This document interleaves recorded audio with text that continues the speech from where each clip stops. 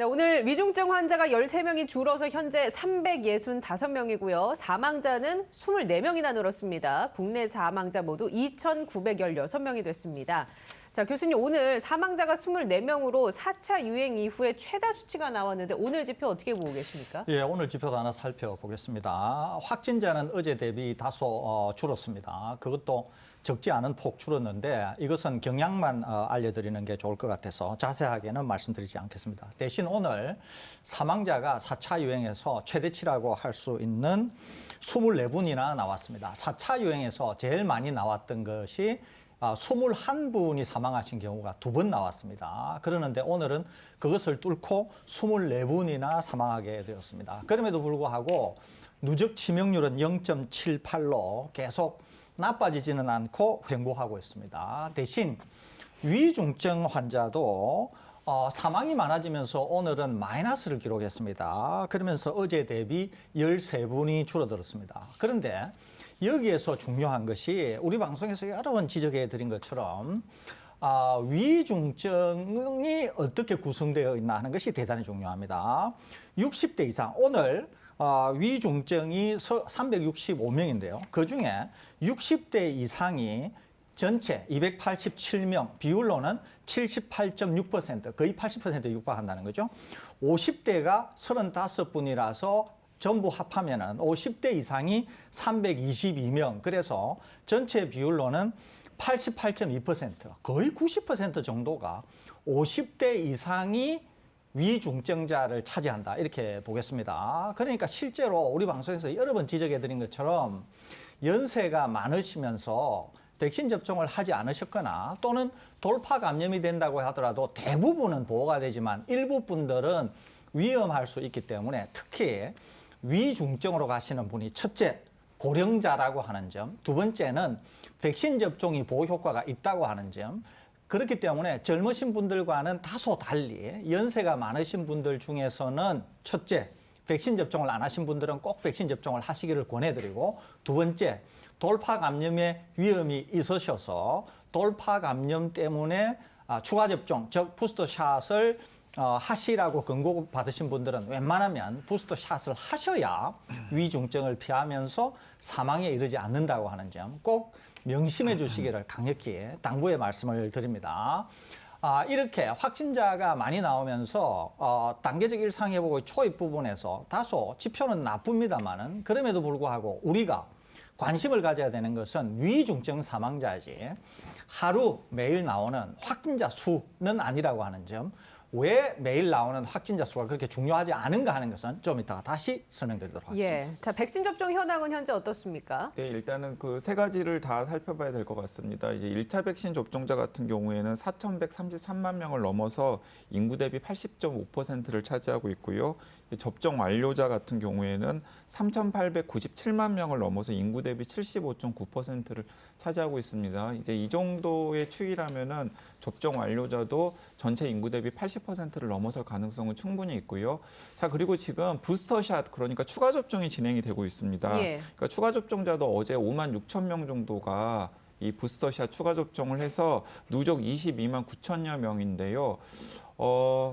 이 부스터샷 같은 게 추가 접종 같은 경우에는 지금은 이제 고위험군 대상으로 진행이 되고 있거든요. 그래서 어쨌든 간에 요양원이나 요양병원이나 혹은 60세 이상의 고령 인구 같은 경우에는 추가 접종을 해서 바이러스의 감염 자체를 막는 항체 면역의 수준을 높여주는 것도 지금의 이 방역이 좀 완화된 상황에서는 도움이 되기 때문에 가능하면은 예정된 일정에 맞춰가지고 좀 추가 접종을 해주셨으면 좋겠다라는 생각이 들고요. 예. 그리고 또 지금 추가 접종이 예정되어 있는 고령자들 같은 경우에는 많은 분들이 걱정하시는 화이자나 모더나나 혹은 이런 백신의 부작용 같은 것들이 상대적으로 저연령층보다 적거든요. 그렇기 때문에 1차, 2차 때 접종을 해보셨으니까 아시겠지만 큰 문제가 없을 테니까 가능하면은 추가 접종에 응해 주시면 좋겠습니다. 예.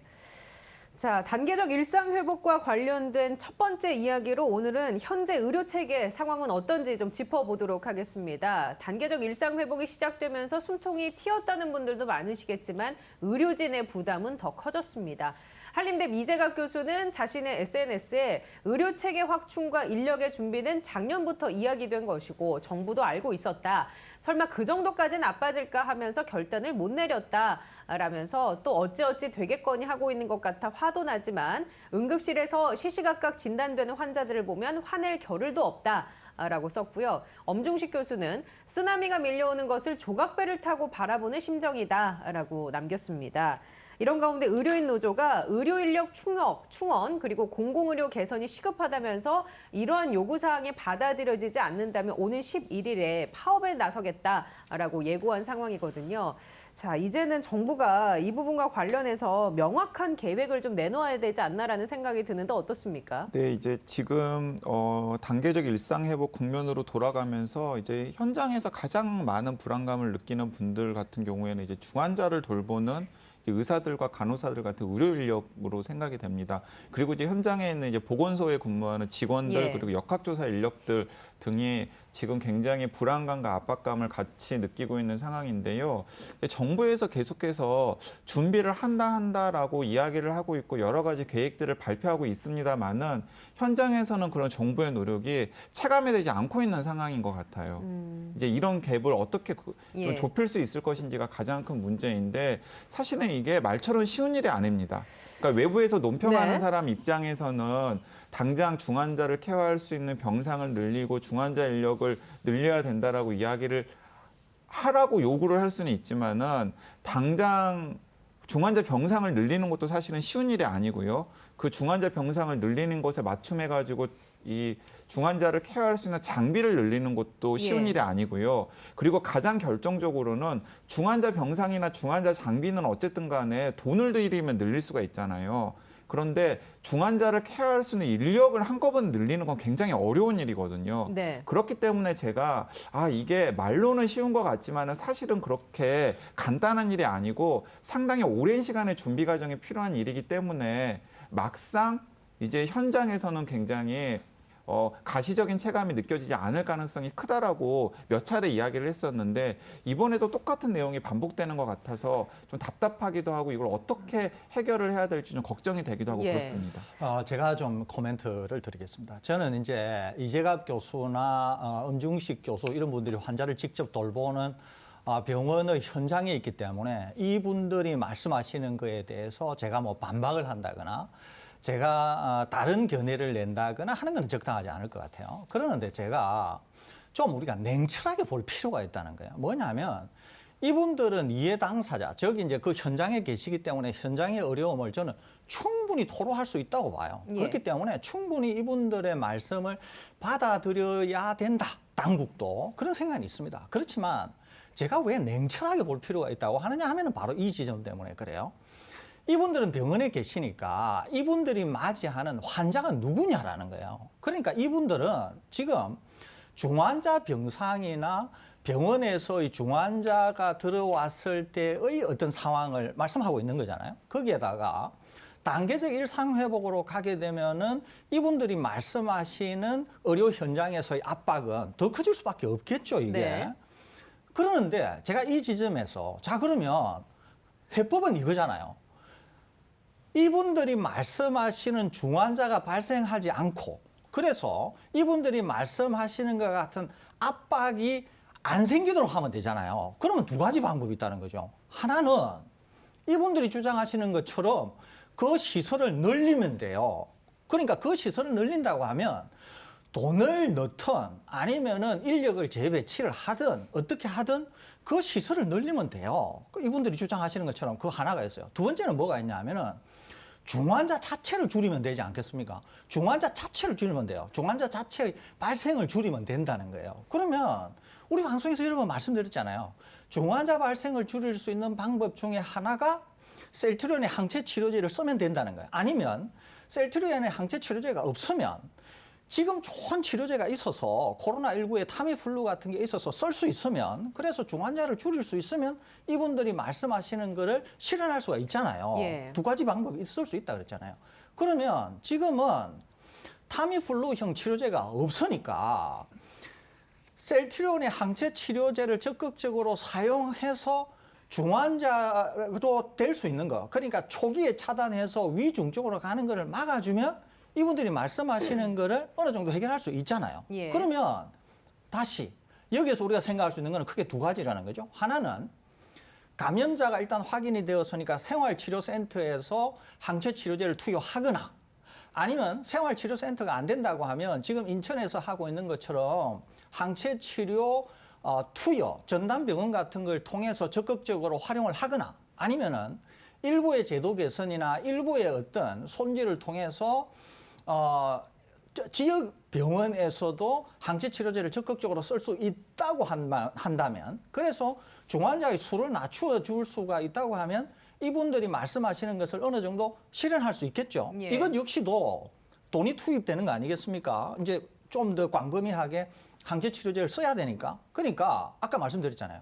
병원을 늘리는 것도 돈이 필요하고 인력이 필요하다 그랬잖아요.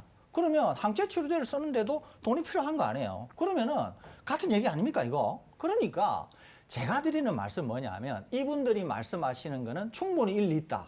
받아들여야 된다. 그러면은 그것을 어떻게 현실화할 것인가? 두 가지 방법이 있다. 두 가지 방법 중에 하나는 강 기자님 지적하신 것처럼 단기간에 하기가 어려우니까 다른 방법을 통해서 실현할 수 있는 방법을 모색할 수 있다. 예. 그런 점에서 저는 방역 당국이 심층적으로 검토할 필요 있다. 이 말씀 드립니다. 네, 그러니까 네. 그 뭐 이재갑 교수님이나 엄준식 교수님 같은 경우에는 좀 지금 이제 스트레스도 많이 받으신 상태이고 이제 화가 많이 나신 상태인데 근데 이제 덧붙여 보면은 사실은 이게 이럴 수밖에 없는 상황이 있습니다. 왜냐하면은 아까도 제가 말씀드렸지만은 중환자 병상과 중환자 병상에 맞춤한 인력을 확충하는 것이 사실은 밖에서 논평하기는 쉽지만은 단기간에 쉽게 이루어지지 않은 일이고 그렇기 때문에 이제 이분들도 되게 답답해하는 게 거의 2년 가까이 팬데믹이 되었고 계속해서 현장에서는 이야기를 했는데 그게 지금 단계적 일상 회복을 하는 지금 시점까지도 제대로 되고 있지 않다라는 게 화가 난다라는 이야기지 않습니까? 그건 우리가 이제 받아들여야 되고 반성할 만한 부분이 있다라는 거죠.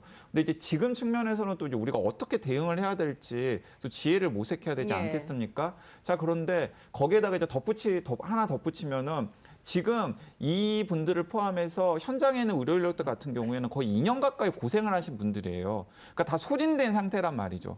근데 그분들이 또 이제 다시 또 그러니까 2년 동안 계속 그 전선에 최전선에서 이제 싸웠는데 이제 다시 이제 전선에 또 이제 투입을 되어야 되는 상황이기 때문에 이제 더 이제 좀 막막함을 느끼시는 것 같은데 재정비할 시간도 없이 또 전장에 네, 이제 투입돼야 그런 하니까. 부분들은 이제 충분히 인정을 예. 한다고 하더라도 이제 그런 부분 이런 부분들에 대한 범퍼 역할을 하기 위해서 방금 설대우 교수님께서 항체 치료제 말씀을 하셨는데 네. 그런 게 필요한 겁니다. 근데 사실은 설대우 교수님께서 제도 개선 요구를 하셨는데 저도 취재를 해보니까 지금 생활치료센터에서도 의료 처치를 가능해요.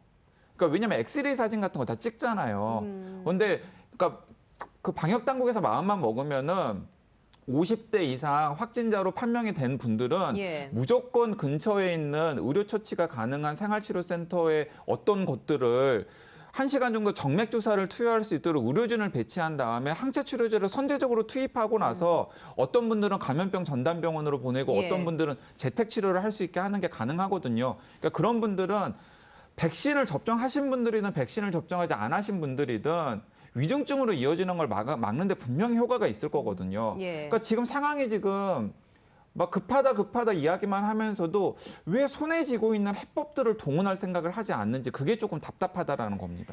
자, 일단 중환자 병상 수는 지금 병상 가동률이 46.1%, 그리고 중등증 환자를 치료하는 감염병 전담병원의 가동률은 53.5%로 나타났습니다. 이런 상황 속에서 이제 두 분이 얘기해 주시는 것은 현장의 의료 인력의 얘기를 충분히 받아들여야 하고, 다만 그것을 해결하기 위해서는 돈이나 인력이 투입이 되든지 아니면 선제적으로 항체 치료제를 쓰든지 해서 중환자 수 자체를 낮춰야 한다. 한 인터뷰에서 모 교수님이 이런 얘기 하셨어요. 먹는 치료제가 나오기 전까지 주사센터라도 만들어서 항체 치료제를 투여하고 재택 치료를 할 수 있도록 해야 하는데 그런 시스템이 없다라면서 상태가 나빠지면 병원으로 옮길 생각을 할 것이 아니라 항체 치료제를 투여해 상태가 나빠지지 않게 예방해야 한다라고 말했는데 이 부분에 대해서 다 두 분도 동의하신다라고 보면 맞아요. 되겠습니까? 설대호 교수님이나 저뿐만 아니라 예. 제가 현장에서 접하는 거의 모든 환자를 치료하는 의사들은 다 동의하는 대목이에요. 근데 왜 이게 이렇게 진전이 안 되고 있을까요? 심지어는 예. 정보위원회에서 감염내과 선생님들이 적극적으로 요청도 하고 있는데도 불구하고 왜 이게 지금 성사가 안 되는지 모르겠어요. 그러니까 엉뚱한 얘기만 한다라는 거예요. 아직 나오지도 않은 먹는 치료제 50만 명분 확보하고 아니, 내년에 그 먹는 치료제 50만 명분 확보해가지고 투입하면 뭐합니까? 지금 당장 단계적 일상회복에 도움이 될 만한 어떤 조치들을 강구를 해야지.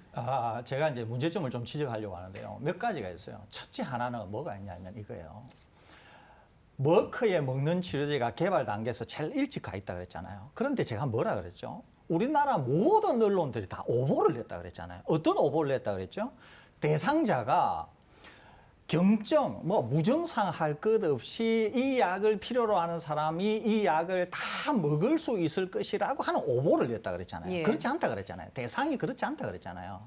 두 번째는 재택치료에 이제 재택치료가 점점 중요해질 거니까 먹는 치료제는 재택치료에 있어서 중요한 수단이 될 것이라고 생각을 했다는 거죠. 그러는데 이제 이 지점에서 몰누피라비르가 처음 얘기되던 것과는 달리 부작용 우려라든지 가격 우려라든지 그런 게 나오면서 비교를 해보니까 셀트리온 항체 치료제가 적어도 우리나라에서는 몰누피라비르, 머크에 먹는 치료제와 대비할 때 오직 투약에서만 약간 불리할 뿐 그 이외에 나머지는 가격, 안전성, 효과 등등 다 좋은 거예요. 그러는데 이제 방역 당국이 아까 말씀드린 것처럼 재택 치료에 소위 말해서 꽂혀가지고 여기에서 한 발짝도 움직이지를 못하고 있는 거예요. 세 번째 뭐가 있냐면 이게 있죠.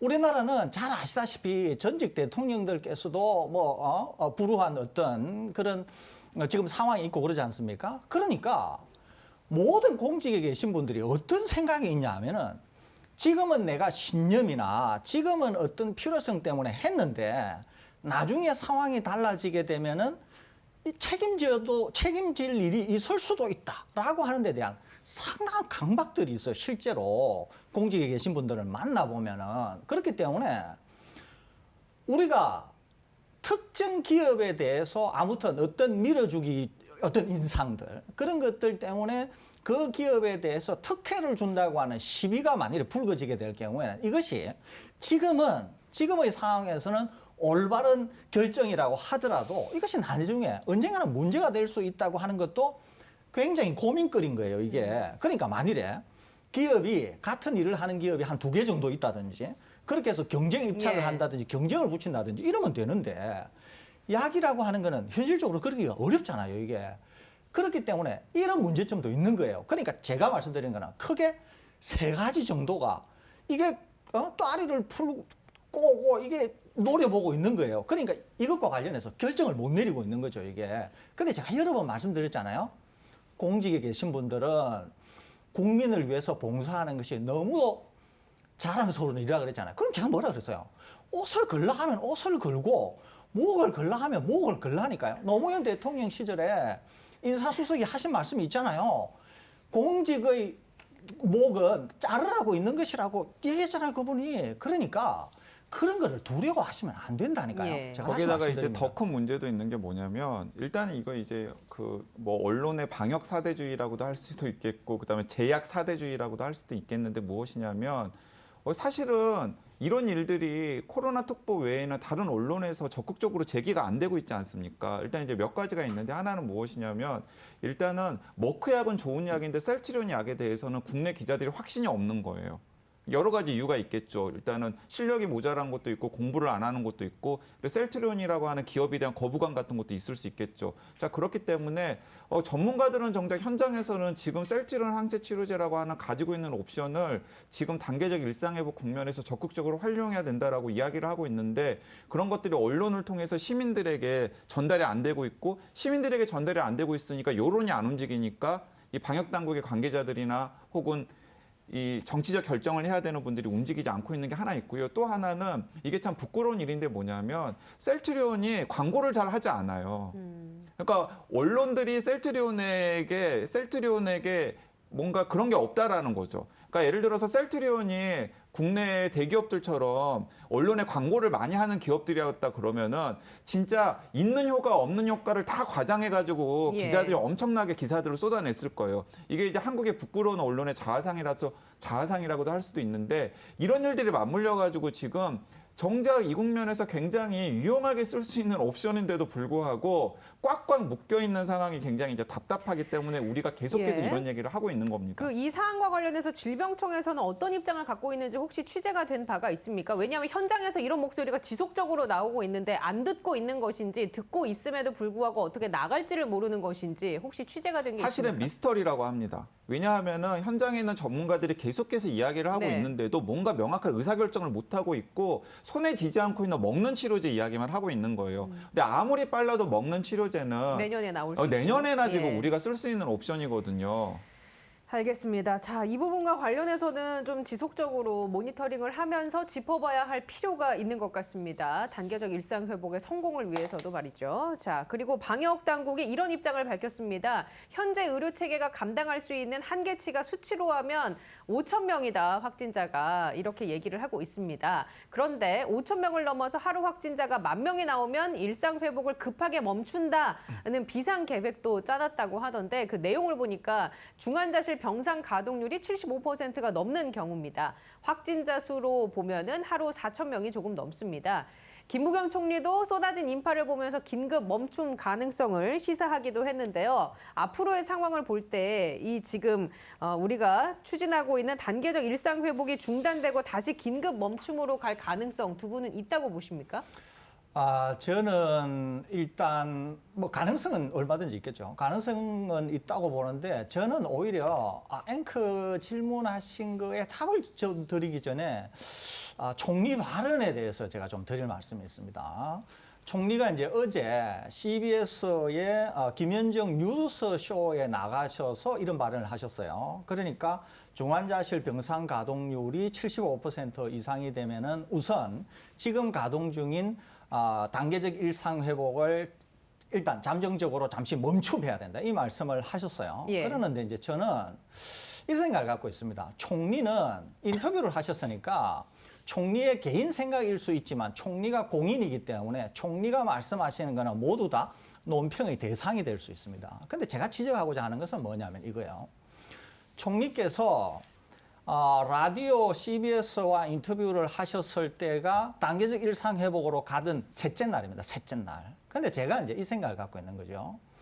정부는 이렇게 단계적 일상 회복을 아직 본격적으로 시행도 안 해본 초입에서 문제가 있으면 멈춤하겠다고 하는 얘기가 과연 적절하냐라고 하는 의문이 있습니다. 제가 하나는. 물론 총리는 이렇게 말씀하실 수 있어요. 나 개인의 생각이었다고 얘기할 수 있습니다. 그렇지만 저는 부적절하다고 보는 거죠. 왜 그러느냐면 막 시작이 되었을 때는 정부 당국이 오히려 우리는 어떤 준비를 하고 있고 향후에 단계적 일상 회복이 할 때 어려움이 이런 것들이 예상이 되지만은 이런 식으로 돌파를 하겠습니다라고 해서 당국의 의지를 보여주는 게 더 중요하다는 거예요. 제가 위드 코로나를 먼저 시작한 영국의 사례를 예전에 여러 번 말씀드리면서 뭐라 그랬죠? 뚝심 있게 밀고 나갈 것을 여러 차례 주문하지 않았습니까? 그런데 총리가 가보지도 않은 단계적 일상 회복을 시작하는 사흘째에 소위 말해서 먼저 초를 치는 발언부터 했다는 거예요.